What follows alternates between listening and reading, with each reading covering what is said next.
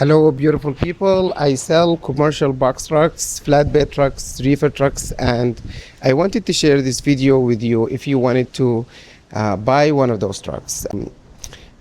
Repairs to expect to do when you are buying a diesel truck, and what kind of quality of truck do you expect to have? What are the important things to look for when you're buying a truck?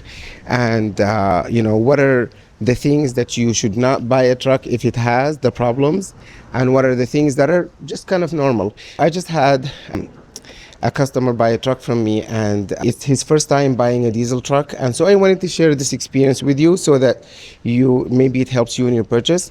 He wanted to do an oil change. I offered him to pay for the oil change, just to be nice. And so I referred him to my mechanic, which is I only refer customers to people I know and I trust really well.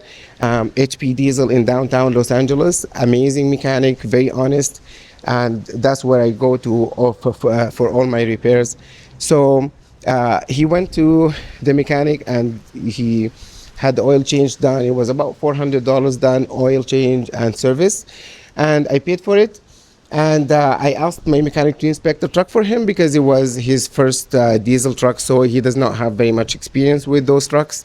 So I wanted him to have peace of mind and make sure that his truck doesn't have any problems. Of course, I give a 1-month warranty on engine, transmission, turbo, big things, because I don't want you buying something and then going a month later having major problems.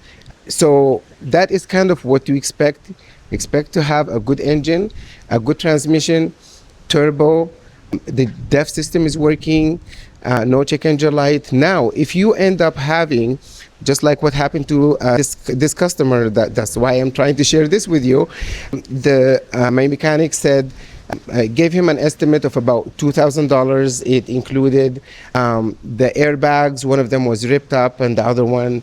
So anyway, he needed to change both airbags and bushings, leaf spring bushings, and the wheel seals as well were leaking a little bit.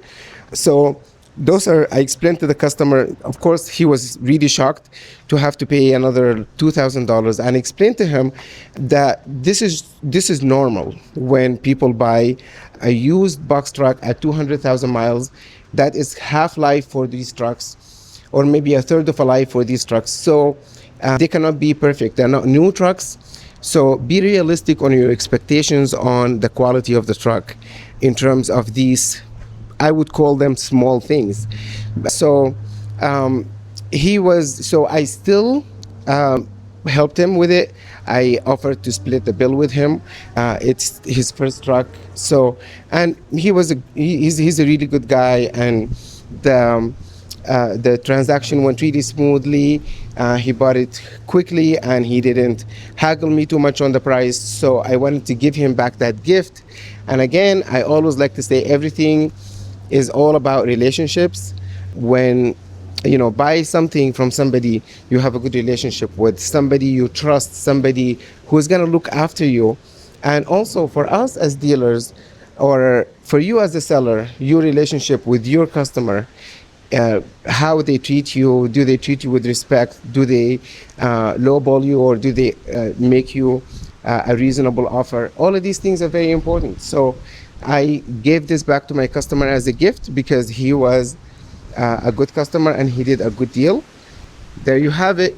These are the things, again, suspension, suspension issues are normal issues to expect to have. And most of my customers don't call me back if they have these problems, because that's just known that you're buying a used truck, and so you gotta expect to have some kind of issues like that with it. Anyways, I hope this helps you, and thank you very much. And as always, I'm here for you in Palmdale, California. If you have any questions, call me. Thank you.